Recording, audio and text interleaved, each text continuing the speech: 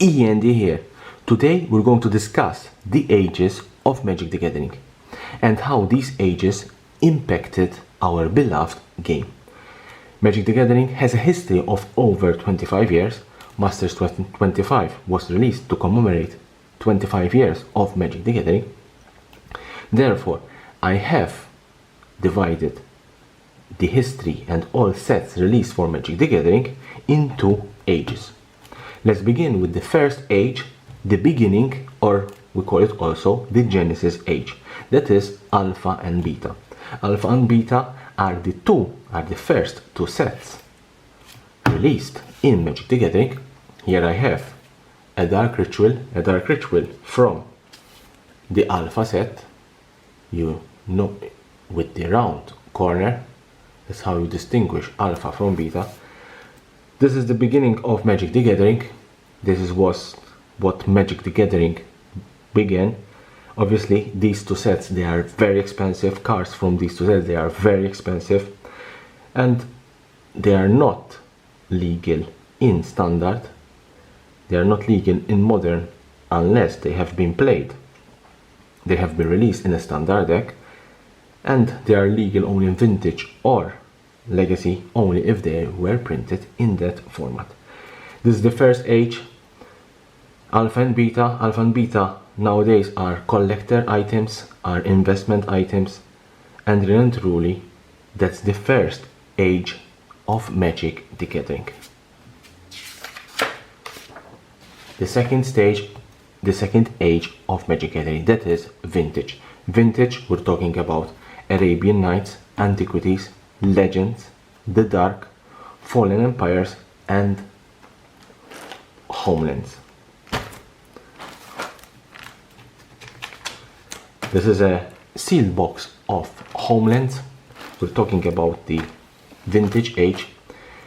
We're talking about very, very expensive Magic the Gathering boxes. Arabian Nights, Antiquities, Legends, The Dark, they are very expensive. Fallen Empires and Homelands, they are still reasonably cheap, but by time more boxes are being opened, and that means that these boxes will be very, very rare, and seed products of Homelands and Fallen Empires will be extremely, extremely expensive. Arabian Nights, Antiquities, we're talking 20,000, 50,000, even 100,000 for Arabian Nights, $50,000 for Antiquities. Legends and The Dark, they are quite still reasonable. I think 10 to 15,000 for Legends. The Dark, maybe 5,000. These are very expensive decks, very expensive, especially in sealed products. Sealed products, they are very expensive and very, very rare to find.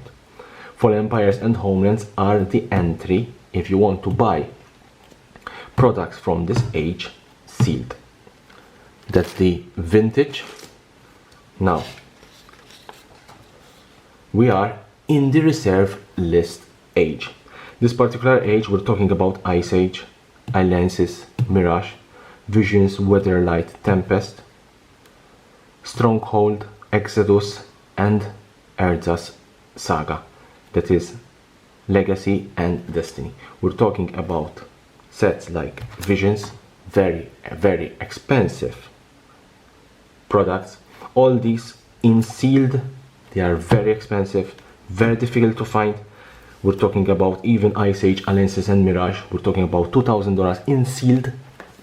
Visions, Weatherlight, Tempest. Visions a little bit, and Weatherlight are a bit cheaper. Tempest, $1,500, $2,000. Stronghold, Exodus, extremely expensive. Erza Saga, Legacy, and Destiny, we're talking about $5,000 for a sealed product. This is this reserve list age. These products hold, that's why it's called reserve list. These products hold reserve list cards, and they're extremely expensive in sealed and even the singles, because reserve list, these cards will not be printed, and therefore these cards are extremely expensive. Even Vintage Age has cards that they are part of the reserve list. Even the Beta and Alpha have cards in the reserve list, but this age is considered to be the reserve list age only because the reserve list was born during these sets. Next age, post-reserve list age or post-Urza saga. Here we're talking about Mercadian Mask, Nemesis, Prophecy, Invasions, Plane Shift, Apocalypse, Odyssey, Torment, and Judgment. All these cards, all these are part of the post-reserve list or post-Urza's age or Urza's saga block. These cards are the first sets released that don't have cards in the reserve list. This is why it's called the post-reserve list. I think this is a very, very different and very difficult time for Magic the Gathering. These sets nowadays, they are being appreciated in value, especially sealed products. But as I said, because of the post-reserve list, because these sets don't have reserve list, some players, they didn't like these sets. Next age, we're talking about what I call the golden age. The golden age of Magic the Gathering. During this time, the game became extremely popular, and I think Wizard of the Coast gave us among the most beautiful and interesting sets in Magic the Gathering. We're talking about Onslaught, Legions, and Scourge, Mirrodin block, Mirrodin Darksteel, and Fifth Dawn. This is the first Mirrodin block. Champions of Kamigawa, Betrayers of Kamigawa, and Saviors of Kamigawa. The first Ravnica set, Ravnica Guildpact Extension. We had also Cold Snap and the Time Spiral set, Time Spiral, Planar Chaos, and Future Sight. During this age, and here I have a sealed box of Champions of Kamigawa. This is Champions of Kamigawa is one of my favorite sets, and Kamigawa is one of my favorite planes. But during this age, we had so much good sets. We had the Onslaught block, we had the Mirrodin block, the first Ravnica block, the Kamigawa block, the Time Spiral block. These were extremely interesting and very well designed sets, and this is why I call it the golden age. It was an extremely beautiful age to play Magic the Gathering, especially playing with these cards.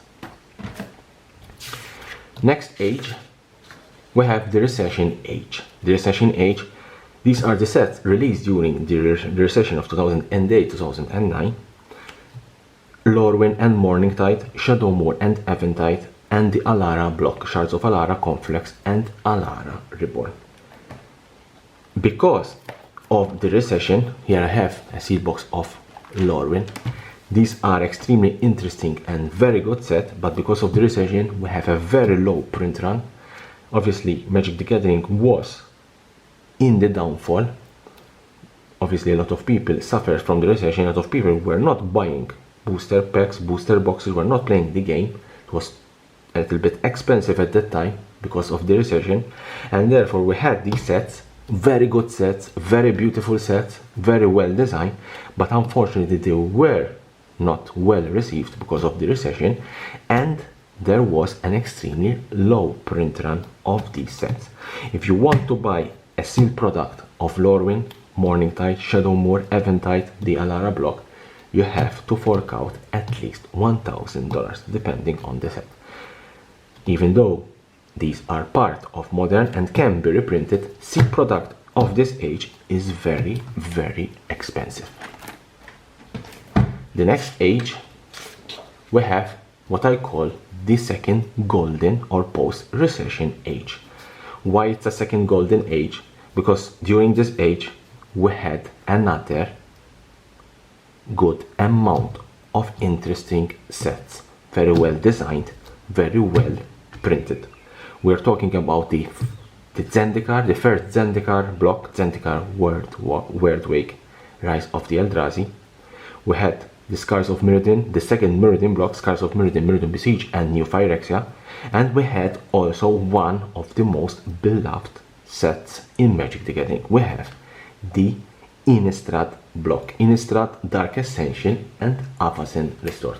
Innistrad, it is considered today the most beloved draft set in Magic the Gathering, and this is why this era is called the second golden age. And because of the post-recession, because of this post-recession, Magic the Gathering became again on the up, and the game became popular, unfortunately Wizards of the Coast kept the print run as the recession age, and therefore sealed product during this age is very difficult to come by, and therefore we're talking about $500 to $1,000 if you want sealed product of this age.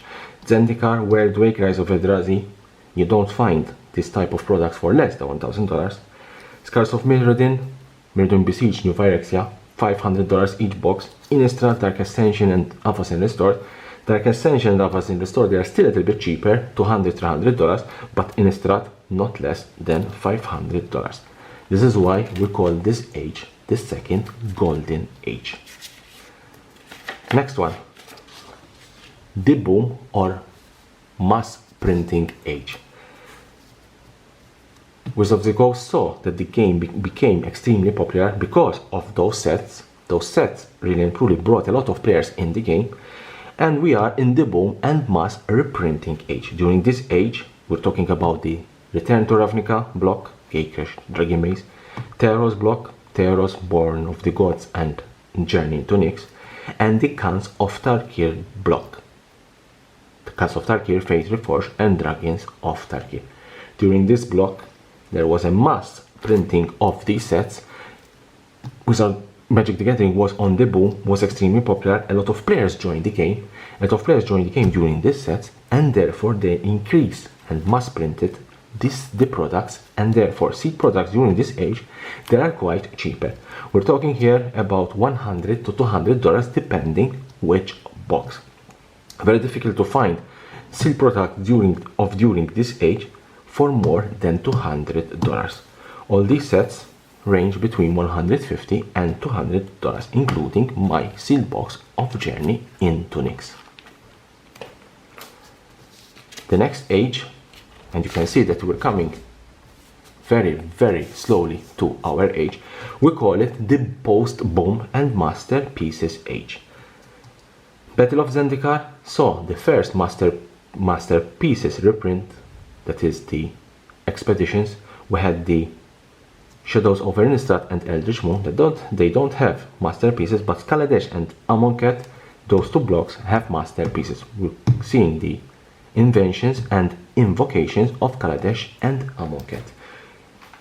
During this period, the product was also mass printed, but because of these masterpieces, because of these particular cards, extremely beautiful cards, extremely expensive cards, extremely rare cards, these products like this Ether Revolt sealed box have appreciated quite good in value, and we're talking also between $150 and $200, even though these products don't have a lot of age. We're talking about 4 to 5 years ago.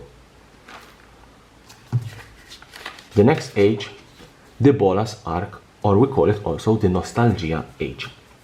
The Bolas Arc, we're talking about Ixalan, Rivals of Ixalan, Dominaria, Guilds of Ravnica, Ravnica Legions and War of the Spark. This is the Bolas Arc, where Bolas' plan began in Ixalan and finished with War of the Spark, even though Amonkhet Bolas was already on the work.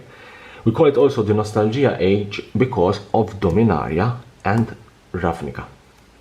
Dominaria was a beautiful set, a set full of nostalgia, a set full of things related to the Dominaria, the first plane that the first sets of Magic the Gathering were based on. These sets, even though they don't have a lot of age, Dominaria just rotated out. They have already a price tag of around $100, and I'm sure because of the flavor of this set, these will see a lot of extremely value in the future. Next one, and this the current age, or we call it the shiny age. We're seeing a lot of product during this age, like Throne of Eldraine, Theros Beyond That, Ikoria, Liars of Behemoth and Zendikar Rising. These sets will surely see a lot of shiny cards. We already saw in Throne of Eldraine the showcases, we saw the extended art, the borderless, the foil cards, beautiful cards, and this is why this age I'm calling it the shiny age. These are the ages of Magic the Gathering into my opinion, you see that I covered mostly all important sets for every age, and every age was important for Magic the Gathering. Leave a comment below, what do you think about these ages? Did I miss something important? And here the subscription button, subscribe for my channel for more interesting videos about Magic the Gathering and the collectible world.